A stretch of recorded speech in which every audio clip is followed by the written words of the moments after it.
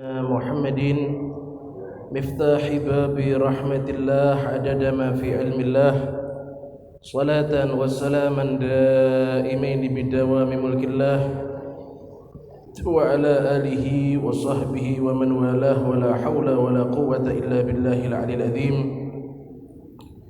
سبحانك لا علم لنا إلا ما علمتنا إنك أنت العليم الحكيم رب اشرح لي صدري ويسر لي أمري واحلل عقدة من لساني يفقهوا قولي آمين يا رب العالمين أما بعد. Alhamdulillahi Rabbil Alamin. Para jamaah hadirin hadirat, jamaah pengajian Masjid Al-Iqbal yang dimuliakan Allah Subhanahu wa taala, bersyukur alhamdulillah di waktu antara maghrib dan isya ini kita semua masih diperkenankan oleh Allah Subhanahu wa taala untuk dapat beriktikaf di dalam masjidnya Allah Subhanahu wa taala sambil kita mengkaji, mendengarkan riwayat-riwayat yang berkenaan masalah Rasulullah sallallahu alaihi wasallam.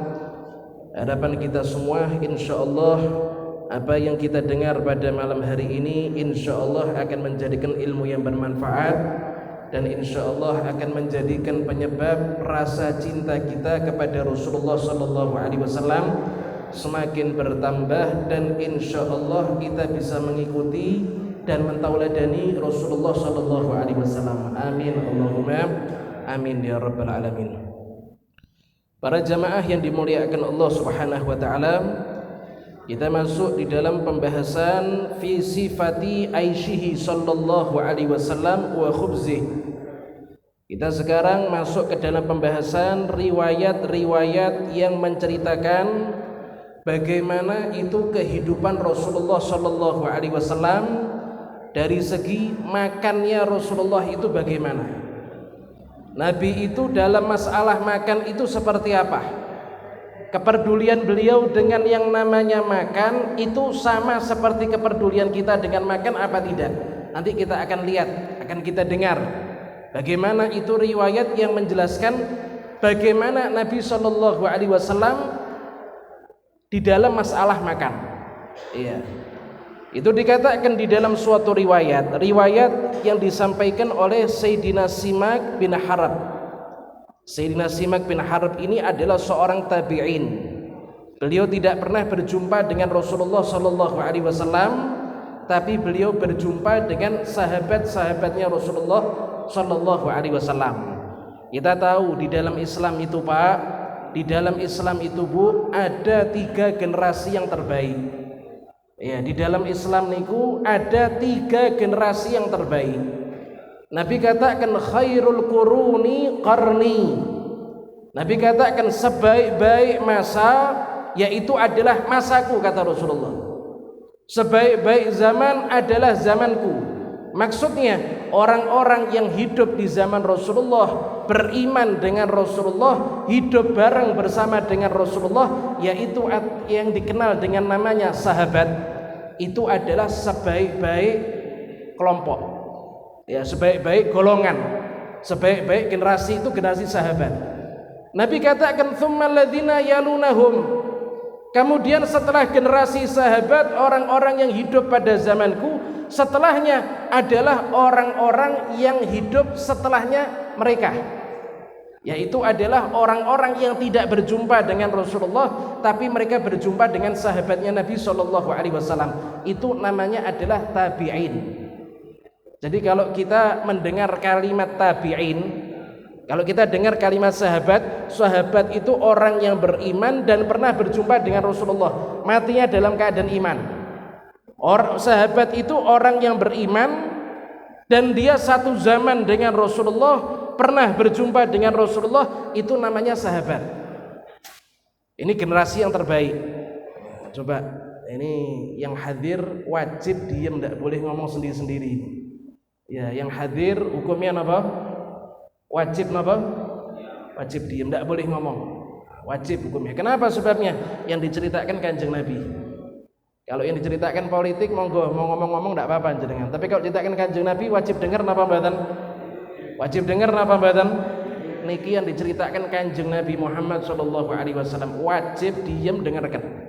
Nah, coba ibu-ibu jangan sampai ada yang berbicara nggih. Tadi coba saya ulang sedikit lagi. Nabi niku mengatakan ada 3 generasi yang terbaik. Generasi yang pertama yaitu generasi sahabat. Orang-orang yang beriman, berjumpa dengan Rasulullah, pernah ngelihat Rasulullah dan matinya dalam keadaan iman. Itu sahabat. Ini generasi yang terbaik. Kemudian kata Rasulullah, generasi yang terbaik setelahnya, tsummal ladzina yalunahum, orang-orang setelah mereka. Lah siapa itu? Orang yang tidak pernah jumpa dengan Rasulullah tapi jumpa dengan sahabat. Orang yang tidak pernah berjumpa dengan Rasulullah tapi berjumpa dengan sahabat. Niku namanya adalah tabi'in. Ini generasi terbaik yang kedua. Tabi'in. Ya. Kemudian kata Rasulullah, generasi yang terakhir yang ketiga yang terbaik yaitu adalah orang-orang setelah mereka, yaitu orang yang beriman tidak pernah ketemu Rasulullah, tidak pernah ketemu dengan sahabatnya Kanjeng Nabi, tapi ketemu dengan tabi'in. Nah, ini generasi yang terbaik ketiga. Tidak pernah jumpa dengan Rasulullah, tidak pernah jumpa dengan sahabatnya Kanjeng Nabi, tapi jumpanya dengan tabi'in, kelompok yang kedua tadi itu. Maka kelompok yang ketiga itu namanya adalah tabi'ut tabi'in. Ini sering disebut, ada sahabat, ada tabi'in, ada tabi'ut tabi'in. Nek sahabat jumpa dengan Kanjeng Nabi, nek tabi'in jumpa dengan sahabat, nek tabi'ut tabi'in jumpa dengan tabi'in. Nah, ini generasi yang terbaik. Lah ini dikatakan di dalam suatu riwayat yang menceritakan bagaimana hidupnya Kanjeng Nabi Muhammad SAW. Riwayat ini daripada seorang tabi'in, berarti pernah jumpa dengan Kanjeng Nabi napa mboten? Pernah jumpa Kanjeng Nabi napa mboten? Mboten. Tapi jumpanya sama siapa ini? Sahabat. Seorang tabi'in yang bernama Sayyidina Simak bin Harb. Beliau berkata, "Sami'tu an-Nu'man ibn Bashir radhiyallahu taala anhuma." Saya pernah mendengar langsung daripada salah seorang sahabat Kanjeng Nabi yang bernama Sayyidina Nu'man bin Bashir. Ini Simak bin Harb tidak pernah ketemu sama Rasulullah, tapi ketemunya dengan sahabat. Makanya beliau katakan, saya pernah dengar ada seorang sahabat yang namanya An-Nu'man bin Bashir. Dia pernah berjumpa dengan Rasulullah, hidup bareng dengan Rasulullah. Nu'man bin Bashir dia pernah cerita. Nah, ini cerita ini menjelaskan bagaimana kehidupannya Rasulullah. Nah, ketika itu Nabi SAW, ketika itu Nu'man bin Bashir dia bertanya, "Alastum fi ta'amin wa syarabin ma syi'tum laqad ra'aitu nabiyyakum sallallahu alaihi wasallam wa ma yajidu minad daqal ma yamla'u batnah." Seorang sahabat yang bernama Nu'man bin Bashir itu pernah bilang sama teman-temannya. Ya, seorang sahabat yang bernama Nu'man bin Bashir itu pernah bilang sama teman-temannya, "Tidakkah kalian itu kalau dalam masalah makan, kalian itu pasti akan makan sesuka kalian? Kadangkala nyuwun sewu niki nek kula jenengan kalau makan, kadangkala kalau lapar sebetulnya nasi sama telur itu cukup. Nasi sama tempe itu napa? Cukup. Tapi kadangkala kita tidak mau, minta yang lebih. Minta ayam misalnya, minta kambing, sate kambing misalnya. Sebenarnya makan yang biasa cukup. Yang penting bisa ganjel perut, bisa ada makanan di dalam perut, jadikan tulang bisa tegak, itu sebenarnya cukup. Nah, Sayyidina Nu'man bin Bashir berkata kepada para sahabat, kalian kan kalau makan, kalau minum, pasti kan sesukanya kalian. Kalian bakal minta yang enak-enak, bakal minta yang lezat-lezat. Kemudian Nu'man bin Bashir dia berkata, saya pernah langsung melihat Rasulullah SAW. Saya pernah melihat langsung Nabi Muhammad SAW. Wa ma yajidu minad daqal ma yamla'u batnah. Ketika itu saya lihat Nabi SAW tidak mendapatkan atau tidak memiliki kurma yang radi, kurma yang jelek, yang bisa mengganjil perutnya. Nabi itu tidak punya.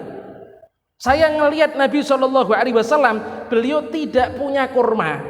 Walaupun kurmanya itu kurma yang jelek, Nabi itu tidak punya yang bisa dipakai atau yang bisa dimakan sama beliau untuk ganjil perutnya. Saya ngelihat Nabi tidak punya kurma, walaupun kurma yang jelek.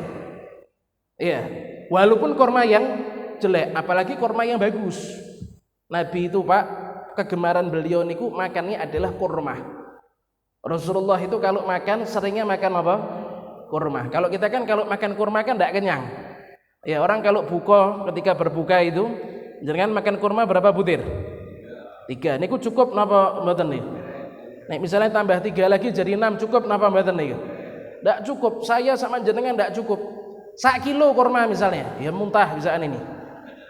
Lah Kanjeng Nabi niku kebiasaan makannya adalah kurma. Katanya Sayyidina Nu'man bin Bashir, saya pernah ngelihat Kanjeng Nabi itu tidak memiliki kurma, walaupun kurma yang jelek, yang sudah tidak enak rasanya, Nabi tidak punya yang bisa dipakai untuk ganjel perutnya. Nabi tidak punya. Berarti Nabi itu seringkali lapar. Nabi itu seringkali apa? Lapar. Nabi itu tidak senang dengan yang namanya kenyang. Kalau kita kan kebalik. Kalau kita itu senang kenyang apa lapar? Senang kenyang apa lapar kalau jenengan? Nah, kadang-kala kalau ada orang bilang senang lapar, wah orang edan ini. Ya, padahal Kanjeng Nabi ini lebih senang lapar daripada kenyang. Rasulullah lebih senang lapar daripada kenyang. Kata Sayyidina Nu'man bin Bashir, saya melihat Nabi SAW tidak punya makanan, walaupun kurma yang jelek saja tidak punya. Tidak ada makanan sama sekali. Wa kana aktsara ta'ami Rasulillah SAW at-tamru wal ma'. Kemudian dikatakan kebanyakan makanannya Rasulullah SAW, yang paling banyak dimakan sama Rasulullah, yang paling banyak masuk ke dalam perutnya Nabi SAW, at-tamru wal ma', yaitu kurma sama air putih. Niku kegemarannya Rasulullah. Dan kalau jenengan kepengen ikut Kanjeng Nabi sampai sak makannya, dari sekarang ganti, tidak boleh jangan makan soto. Nah, tapi makannya apa niki? Kurma sama apa niki? Nah, niki aktsaru ta'ami Rasulillah sallallahu alaihi wasallam. Kebanyakan makanannya Rasulullah seperti itu. Lah nyuwun sewu, apa di zaman itu tidak ada makanan-makanan selain kurma? Ya banyak. Kambing bakar ada di zaman itu. Yang namanya marok. Marok itu kalau zaman sekarang gulai. Marok niku kalau zaman sekarang gulai. Marok niku kuah yang di dalamnya ada daging. Akan gulai maksudnya zaman sekarang itu. Di zaman itu marok kegemaran orang. Tapi yang sering Nabi pilih untuk masuk ke dalam perutnya itu adalah kurma sama air putih. Itu yang sering dimakan sama Rasulullah SAW. Ini bukan menunjukkan Nabi itu orang kiri. Bukan menunjukkan Nabi itu orang apa? Kere, fakir, miskin, bukan. Kanjeng Nabi SAW itu orang yang paling kaya di dunia. Tidak ada manusia yang lebih kaya daripada Rasulullah SAW. Bagaimana tidak? Malaikat Jibril itu pernah datang kepada Kanjeng Nabi, ngasih tawaran, dan ini tawaran dari Allah Ta'ala.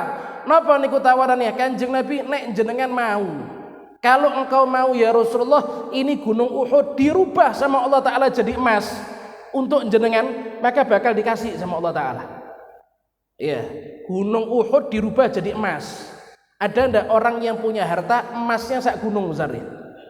Nah, ada ndak orang yang punya harta emasnya sak gunung? Ini Nabi ditawari. Tapi apa jawaban daripada Rasulullah SAW? Nabi lebih memilih lapar daripada kenyang. Nabi lebih memilih keadaannya fakir miskin daripada keadaannya adalah orang yang kaya. Sejatinya Nabi itu orang kaya, tapi Nabi sendiri yang lebih memilih untuk hidup dalam keadaan miskin. Jadi jangan disalah artikan Kanjeng Nabi niku kere, Kanjeng Nabi niku miskin, boten. Kanjeng Nabi niku orang yang paling kaya, tapi Kanjeng Nabi itu lebih memilih dirinya untuk hidup dalam keadaan pas-pasan. Loh, kenapa kok Rasulullah SAW lebih milih hidupnya seperti itu? Kenapa kok Kanjeng Nabi SAW lebih milih hidupnya seperti itu? Nyuwun sewu. Orang kalau fakir, orang kalau miskin itu lapar, benar lapar di dunia, tapi di akhirat dia bakal kenyang. Orang yang dia fakir, dia miskin, itu benar dia susah hidupnya ketika di dunia, tapi di akhirat hidupnya lebih mudah. Lah napa maksudnya? Nyuwun sewu, coba perhatikan niki dawuhnya Sayyidina Ali bin Abi Thalib karramallahu wajhah. Sayyidina Ali niku dawuh, ad-dunya halaluha hisab wa haramuha iqab. Sayyidina Ali niku dawuh, ad-dunya halaluha hisab. Dunia itu yang halal niku bakal dihisab. Kalau kalian jenengan cari dunia, Yang kula jenengan cari niku rezeki yang halal, niku nanti kalau sudah mati yang halal itu bakal dihisab sama Allah Ta'ala. Wa haramuha, sedangkan haramnya dunia, harta yang haram, pekerjaan yang haram, itu adalah iqab, siksa, nanti akan disiksa sama Allah Ta'ala. Maksudnya orang kalau banyak harta, walaupun hartanya itu semuanya halal, kelak ketika di akhirat hisabnya panjang. Nah, karena dunia itu yang halal bakal napa? Yang halal bakal napa? Dihisab. Kalau haram bakal napa? Disiksa sama Allah Ta'ala. Lah orang itu kalau dia kaya raya, hidupnya kaya raya, ini bukannya tidak boleh, ini perkara yang baik. Apalagi kalau kekayaannya dipakai untuk cari akhirat. Apalagi kalau kekayaannya dipakai untuk cari ridhonya Allah Ta'ala. Bantu sana, bantu sini, bagus. Sedekah sana, sedekah sini, bagus. Ya, tapi yang tidak dikeluarkan fisabilillah itu bakal dihisab. Ya, bakal diperhitungkan sama Allah Ta'ala. Dihisab itu maksudnya bukan diadab sama Allah Ta'ala, tapi diteliti satu persatu. Per 1 rupiah ini dari mana? Per 1 rupiah ini didapatkan dari mana ini? Lah kalau hartanya semakin banyak, hisabnya semakin panjang. Beda lagi dengan yang namanya orang miskin. Orang kalau dia fakir, orang kalau dia miskin, hidupnya di dunia miskin, ketika di akhirat dihisab sama Allah, yang dihisab sedikit, hartanya sedikit kok. Uangnya dia sedikit, berarti hisabnya sebentar. Yang dihisab amal ibadahnya, yang dihisab ucapan-ucapannya, yang dihisab tingkah lakunya. Hartanya tidak ada, orang miskin tidak punya harta banyak, hisabnya lebih cepat daripada orang kaya. Nah, ini juga yang mendasari kenapa kok Rasulullah SAW lebih memilih hidup miskin daripada memilih hidup kaya. Tapi jangan diartikan Kanjeng Nabi napa kere, tidak boleh kita mengatakan seperti itu. Oh, Kanjeng Nabi niku kalau meminta gunung dijadikan emas saja dikasih sama Allah kok. Cuma Kanjeng Nabi tidak mau seperti itu. Memang Nabi memilih hidupnya dalam keadaan seperti itu. Nah, iya. Bahkan tidak sedikit para jamaah yang dimuliakan Allah, tidak sedikit riwayat bagaimana itu Nabi SAW sangat perhatian dengan orang-orang fakir dan miskin. Kanjeng Nabi niku dengan orang fakir miskin, waduh, perhatiannya luar biasa. Sampai-sampai napa niku?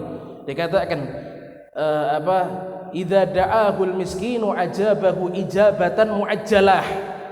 Nah, sampai-sampai dikatakan napa niku? Kanjeng Nabi niku kalau diundang, dipanggil makan, diundang pernikahan, yang undang orang miskin, maka Kanjeng Nabi niku datangnya lebih cepat ketimbang yang undang orang kaya. Nah, Kanjeng Nabi niku kalau diundang, yang undang orang miskin, niku datangnya napa niku? Muajjalah, dipercepat datangnya sama Kanjeng Nabi.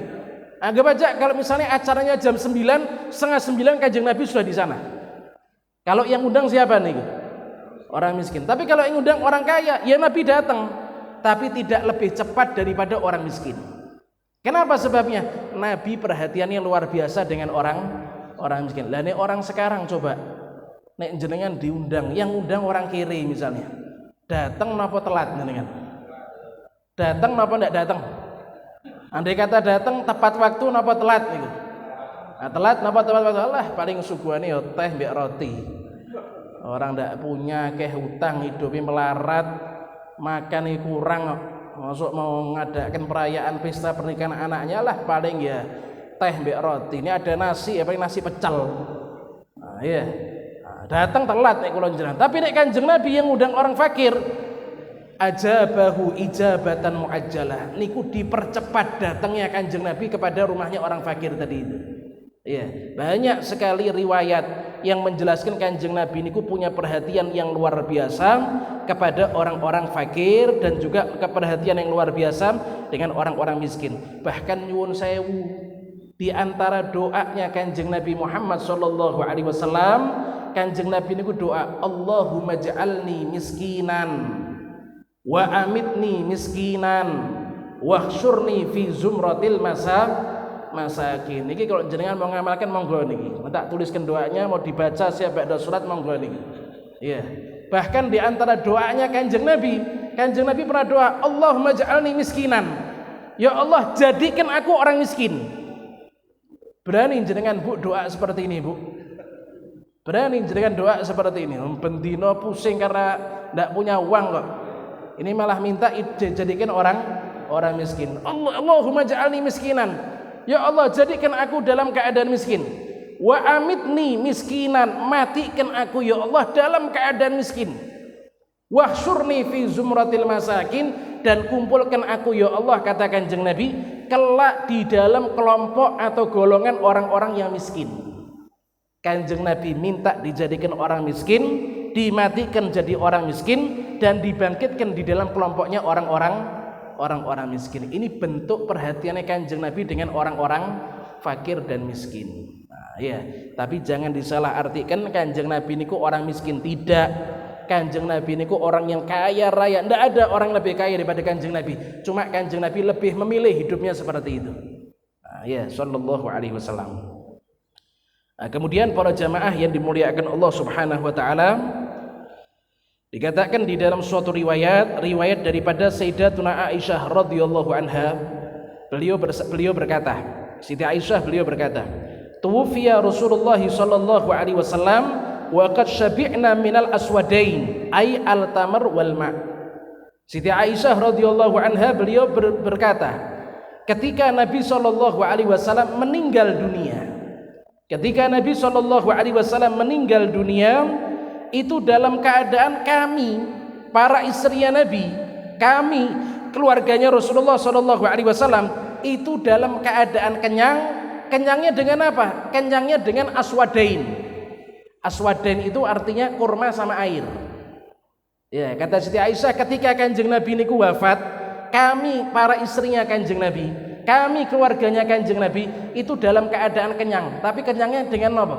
Air sama kurma. Ketika wafat tidak punya harta yang banyak Kanjeng Nabi, karena Kanjeng Nabi lebih memilih seperti itu. Ya, makanya dikatakan apa? Innal anbiya'a la yuwarrithuna dinaron wala dirhaman wa innama warathul ilim. Nah, ya, makanya Kanjeng Nabi beliau dawuh, semua para nabi, semua para rasul, mereka itu tidak mewariskan dirham dan dinar. Tidak ada nabi yang meninggal mewariskan harta, tidak ada.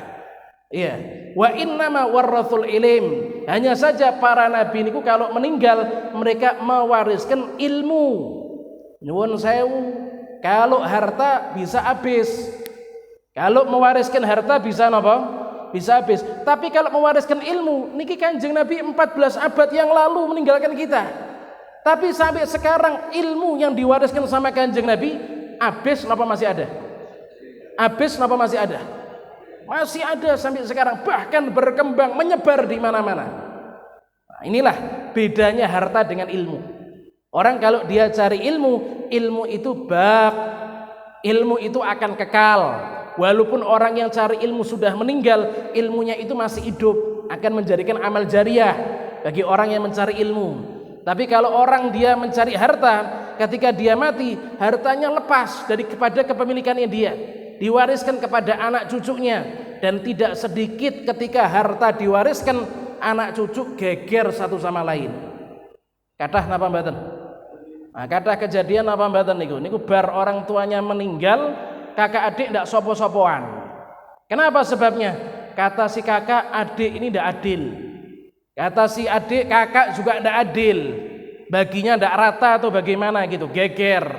Utus hubungan satu sama lain. Orang kalau mewariskan harta kebanyakan kejadiannya seperti itu. Tapi kalau mewariskan ilmu, subhanallah, walaupun sudah 14 abad yang lalu Kanjeng Nabi meninggalkan kita, tapi warisan Kanjeng Nabi Muhammad sallallahu alaihi wasallam senantiasa ada sampai pada zaman sekarang, bahkan ila yaumil qiyamah. Makanya bejo nek kula jenengan cari ilmu.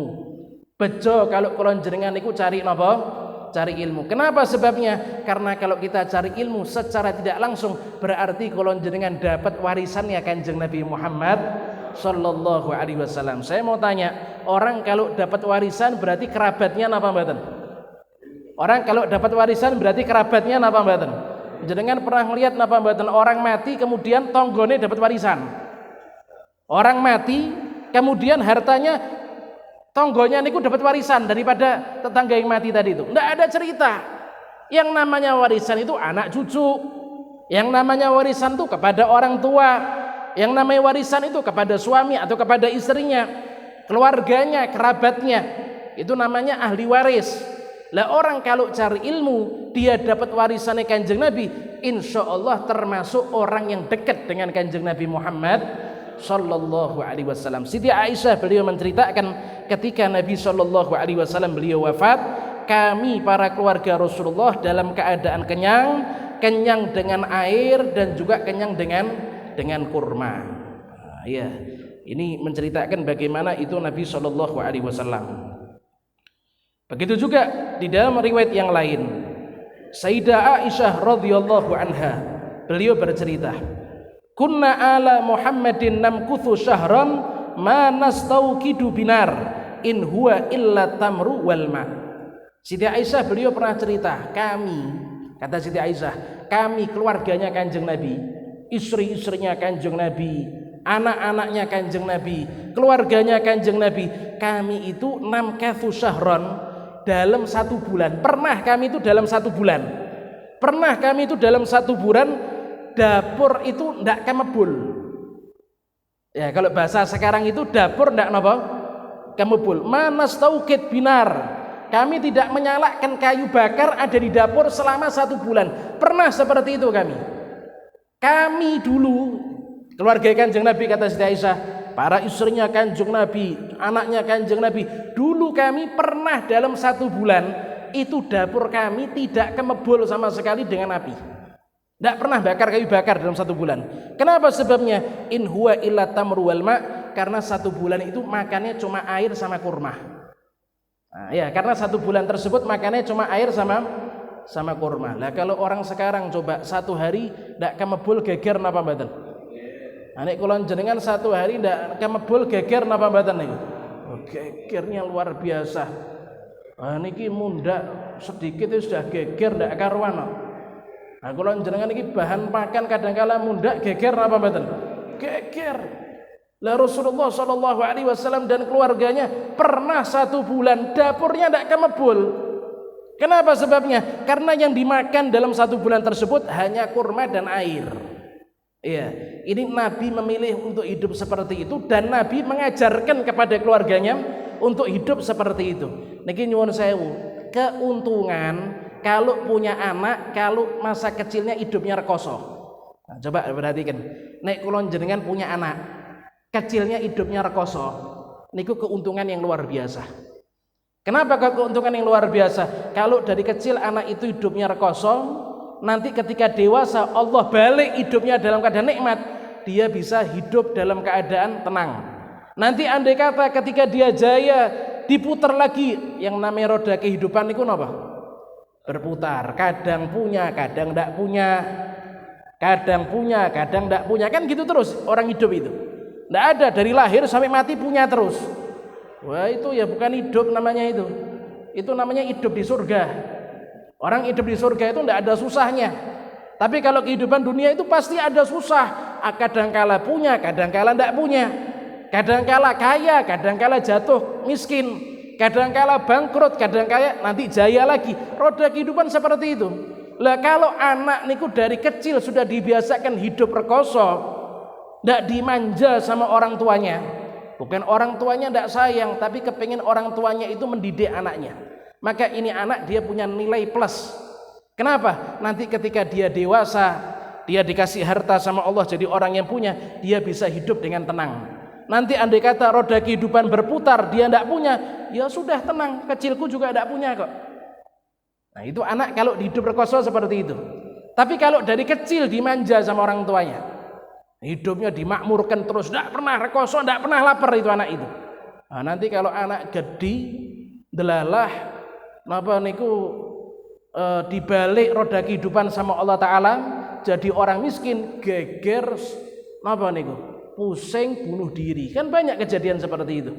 Tidak bisa hidup dalam keadaan tenang. Kenapa sebabnya? Tidak pernah hidup rekoso. Lah niki Kanjeng Nabi didik keluarganya. Kanjeng Nabi niku mengajarkan keluarganya hidupnya rekoso. Makanya sampai-sampai kata Siti Aisyah, kami keluarganya Rasulullah pernah dalam 1 bulan tidak kemebul itu dapur kami. Kenapa? Tidak ada yang kami makan kecuali kurma dan air. Nabi ngajari keluarganya untuk hidup rekoso. Nah, jadi penting niki Pak, Kalau kulon jenengan punya anak, kulon jenengan sebagai pemimpin rumah tangga, kadangkala penting perkara seperti ini. Ajari anak kita untuk lapar, ajari istri kita untuk lapar. Ya, tidak apa-apa. Sekali waktu perlu seperti itu. Kenapa sebabnya? Supaya anak kita tahu rasanya lapar itu gimana. Nah, kalau sudah tahu rasanya lapar gimana, ketika ngelihat orang kelaparan, orang miskin, tergerak hatinya untuk bantu. Iya, terketuk hatinya untuk bantu. Hatinya prihatin ngelihat orang-orang yang lapar. Kenapa? Pernah ngerasakan lapar. Nah, jadi penting, sekali waktu itu penting orang tua itu ngajari anaknya hidup rekoso. Jangan kita punya anak semenjak kecil dimanja terus. Minta ini dikasih, minta itu dikasih. Kadang-kadang tidak minta, yo dikasih sama orang tuanya. Memanjakan anak. Nah, usia 10 tahun, HP-nya sudah 17 juta harganya. Usia baru 10 tahun. Itu ada apa mboten? Kejadian apa mboten itu? Kejadian ndak masuk di akal. Bocah cilik dicekeli HP regane 17 juta. Nah, niku ndak masuk di akal itu. Itu anak itu kasihan, pendidikan salah dari orang tuanya. Nanti ketika anak itu dia dewasa, Allah rubah kehidupannya, roda kehidupannya diputar sama Allah Ta'ala, dia jadi orang yang tidak punya, dia bakal hidup dalam keadaan kesulitan dengan keadaan tersebut. Kenapa? Dari kecil sudah kebiasaan dimanja. Nah, jadi Kanjeng Nabi niku mendidik keluarganya untuk hidup rekoso, ya, tidak dimanja sama Kanjeng Nabi Muhammad sallallahu alaihi wasallam. Nah, ini beberapa riwayat yang berkenaan masalah kehidupannya Rasulullah sallallahu alaihi wasallam. Baik. Masih berapa menit nih? 7 menit. Ya, Masya Allah. Ya. Nah, para jamaah yang dimuliakan Allah Subhanahu wa taala.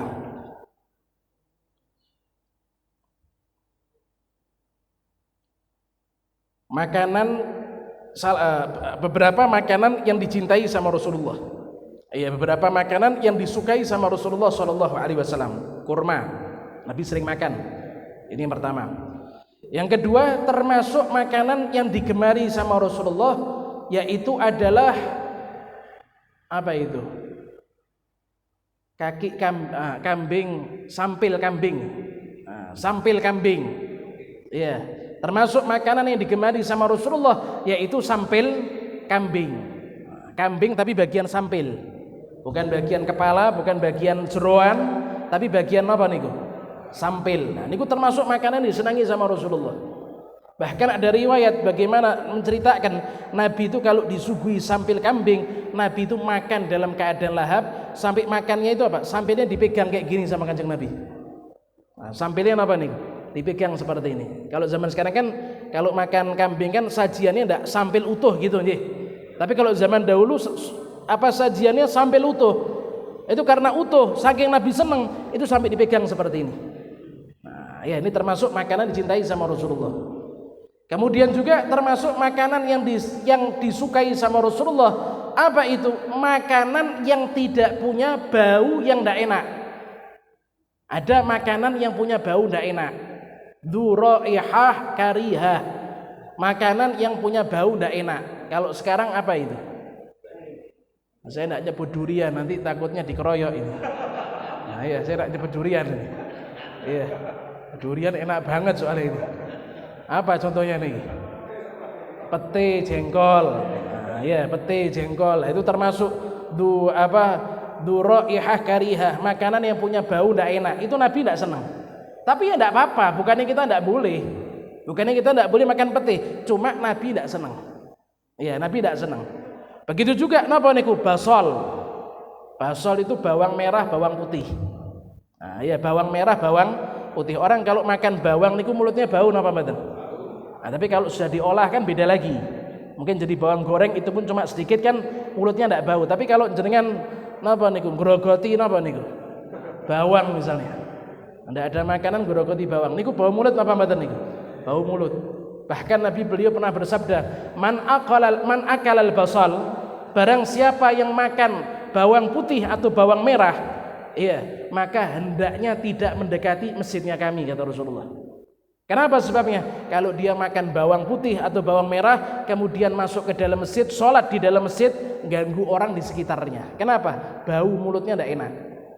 Nah, iya, ini juga pelajaran. Orang kalau sholat di masjid, jangan sampai bau badannya. mulutnya jangan sampai bau, badannya jangan sampai bau. Kalau mau masuk masjid niku napa? Diabapi sik niku lho. Nah niku baunya mulut gimana ini? Ada bau ndak enak atau ndak ada bau misalnya? Nah, ya, kalau ada bau ndak enak, cikatan dulu baru masuk masjid. Atau misalnya pakaian, dilihat tubuhnya kita atau pakaian kita, cium, ada bau apek napa mboten? Ada bau kecut napa mboten? Nah, kadang-kala zaman sekarang ndak peduli. Dari kerja siang-siang keringetan, kembriobos, kebes, badannya bau, sholat di masjid. Akhirnya ganggu orang-orang yang di dalam masjid. Nah, niku haram, dosa niku. Kenapa sampai ganggu orang yang sedang sholat? Jadi perlu perhatian.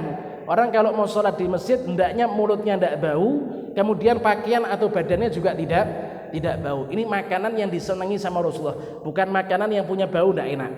Nah, ya. Begitu juga termasuk makanan yang digemari sama Rasulullah Shallallahu Alaihi Wasallam, yaitu adalah apa niku? Labu. Kalau bahasa sekarang niku apa? Labu. Tapi wallahu a'lam, ini dimaksud labu ketika itu apa, seperti labunya kita atau beda, wallahu a'lam. Tapi yang jelas napa? Labu. Itu pernah ada seorang sahabat labu kuning ya. Labu kuning niku yang kayak apa, Pak? Yang Halloween itu. Nah, ya mungkin yang itu maksudnya. Yang jelas labu. Wallahu alam labunya seperti apa. Lah Nabi itu ketika beliau disuguhi sama sahabatnya, apa itu ada satu mangkok isinya kuah, bukan daging tapi labu dalamnya. Maka ketika itu Nabi SAW beliau makan dengan lahapnya, sambil menunjukkan bagaimana apa itu Nabi SAW tidak kepengen gelokkan sahabat yang undang tadi itu. Maka ketika itu Nabi mengatakan, ini termasuk makanan yang saya sukai ini, labu ini. Maka semenjak itu yang undang tersebut, yang sebenarnya yang undang itu tidak suka labu, tapi karena dia dengar Nabi SAW senang labu, semenjak itu dia jatuh cinta dengan labu. Kalau makan harus pakai labu. Kenapa? Karena itu digemari sama Rasulullah SAW. Oh, nek kita kan enggak. Tadi kan yang bau enggak enak Nabi enggak senang, enggak ngurus. Yang penting halal enggak haram. Iya. Saya enggak bilang durian, Pak. Bukan bilang durian ini. Iya. Wallahu a'lam. Zaman dahulu durian enggak belum. Wallahu a'lam ada apa enggak? Wallahu a'lam. Iya, mungkin enggak ada. Wallahu a'lam. Nah, mungkin ini beberapa riwayat yang menjelaskan kehidupan Rasulullah SAW, ya, kepedulian beliau dengan yang namanya makanan. Kemudian terakhir ini ada permintaan doa surat Al-Fatihah untuk anak yang baru saja dikhitan, yaitu adalah Ananda Afila Putra Ibrahim bin Sutikno, bin Bapak Sutikno. Semoga Allah Subhanahu wa taala jadikan anak ini sebagai anak yang soleh, sebagai anak yang insya Allah berbakti kepada Allah, berbakti kepada Rasulullah SAW, dan berbakti kepada kedua orang tuanya. Dijadikan sebagai anak yang memiliki nasib yang baik, anak yang insya Allah dibanggakan oleh Rasulullah SAW, dan semoga anak-anak kita semua yang ada di rumah dijadikan pula oleh Allah Ta'ala sebagai anak-anak yang soleh solehah, anak-anak yang insya Allah dibanggakan oleh Rasulullah SAW. Ala hadhihi niyah wa kamana wa talibha wa ila hadratin Nabi Muhammad SAW bisiril Fatihah.